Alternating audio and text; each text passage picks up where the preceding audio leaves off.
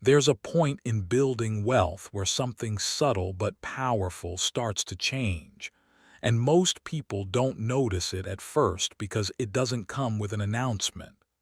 It doesn't feel like a milestone. It doesn't look dramatic on a chart, but mathematically, it's one of the most important transitions you'll ever cross. It's the moment where your money stops behaving like savings and starts behaving like a second employee. Not a replacement for your income, not a ticket to quit your job, but a contributor. A quiet, consistent contributor that shows up whether you feel motivated or not. And for a lot of people, that shift starts to become real somewhere around the $300,000 mark. Before that point, you are doing almost all the work. Every increase in your net worth is coming from your effort, your income, your discipline. You earn, you save, you invest, and the results are directly tied to what you put in.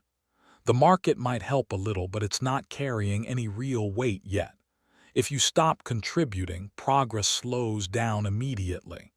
That's the phase where it feels like you are the only employee in the system. And that's why it feels slow. Because it is. You're building the base from scratch, and bases take time. They don't impress anyone. They don't create visible change quickly. But without them, nothing else works. As that base grows, something begins to shift. The returns, even if they are average, start to matter more in absolute terms.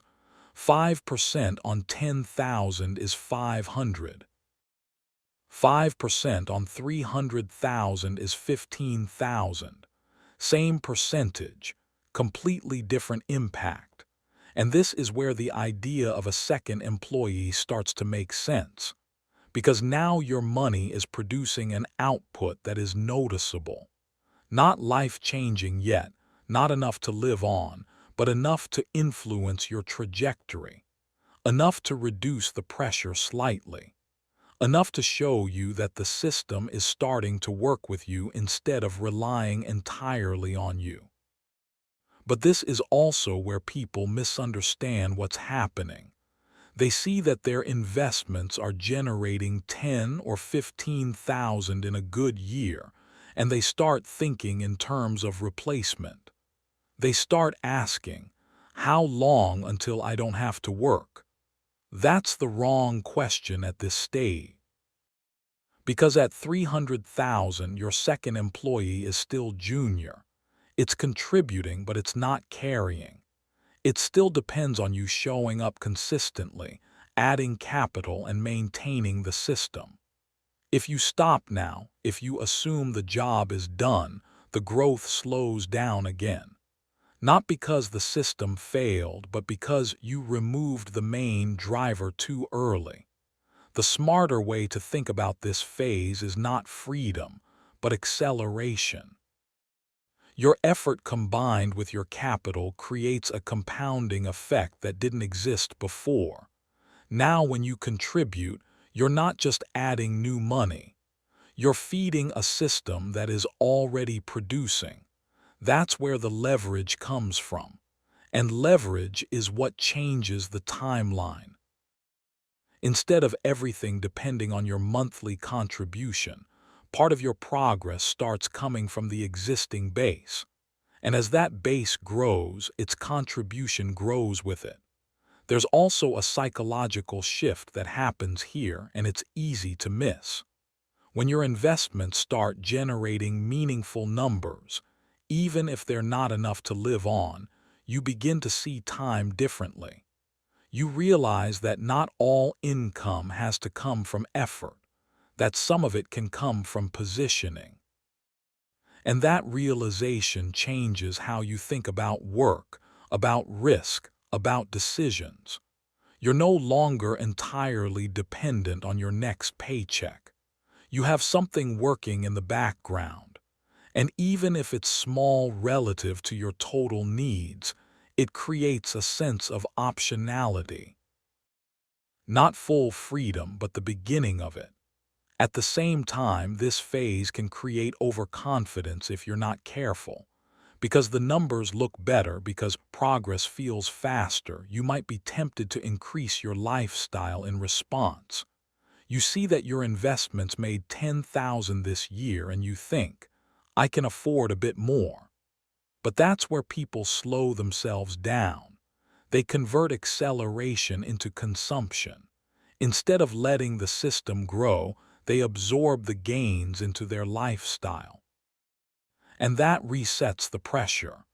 Now the second employee is still working, but its output is no longer building your future. It's maintaining your present. The discipline required at this stage is different from the early phase. Early on, the challenge is starting and staying consistent. Here, the challenge is not interfering with the system as it begins to work. It's resisting the urge to treat early success as a signal to relax, because the biggest gains don't happen at 300,000. They happen later when that base has doubled and doubled again. And the only way to get there is to keep feeding it, even when it starts producing on its own. Another important detail is that returns are not guaranteed in a straight line. There will be years where your second employee performs poorly, maybe even negatively. And this is where people get confused again. They think, I've built this up and now it's going backward. But that's part of the system. The same volatility that creates growth also creates temporary declines. The difference now is that your base is large enough for those movements to be noticeable. And if you're not prepared for that, it can shake your confidence. But the principle hasn't changed. Consistency still matters more than timing. Staying in the system still matters more than reacting to short-term fluctuations. What makes the 300,000 level so important is not the number itself, but what it represents. It represents the transition from pure effort to combined effort and capital. It's the point where your financial life starts to have layers. Your income is one layer, your investments are another.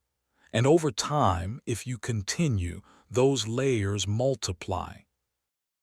You might add additional income streams, different types of assets, different sources of growth. But this is where it begins to feel real. Not theoretical, not something you read about, but something you experience. And once you experience it, your perspective changes. You start valuing consistency more than intensity. You understand that small percentages on large numbers are more powerful than large percentages on small numbers. You become more focused on protecting the base, not just growing it. Because now the base is doing something for you. It's not just sitting there. It's contributing. And protecting a contributing asset becomes a priority. The mistake would be to treat this as the finish line. It's not. It's the end of the hardest phase and the beginning of a more productive one. The grind of building from zero to this point is where most people drop out. If you've reached this level, you've already done something significant. But the real advantage comes from what you do next. If you maintain the same discipline, the same structure, the same focus, the system starts to scale. Your second employee becomes stronger. It produces more. It takes on more of the load. And eventually, if you continue long enough, it can become capable of supporting a significant portion of your life. But that only happens if you keep showing up while it's still growing. If you understand that at 300,000, you haven't escaped the system, you've just improved your position within it. You've added a new contributor, but you're still the primary driver. And the goal is to keep building until that balance shifts further, until your capital carries more weight than your effort. So the idea of hiring a second employee is useful, but only if you understand what kind of employee it is. It's not a manager. It's not a replacement. It's an assistant that gets stronger over time. And like any assistant, its effectiveness depends on how well you support it, how consistently you invest in it, and how long you allow it to operate without interruption. Treat it correctly, and it changes your trajectory. Treat it prematurely like it has already taken over, and you slow yourself down right when things are starting to work. And that's the real math of 300,000. Not just the numbers on a screen, but the shift in how those numbers behave. It's the point where effort starts to multiply instead of just add. And if you recognize that, if you respect that phase instead of rushing past it, you set yourself up for the part of the process where compounding stops feeling like a theory and starts feeling like a system that's actually working in your favor.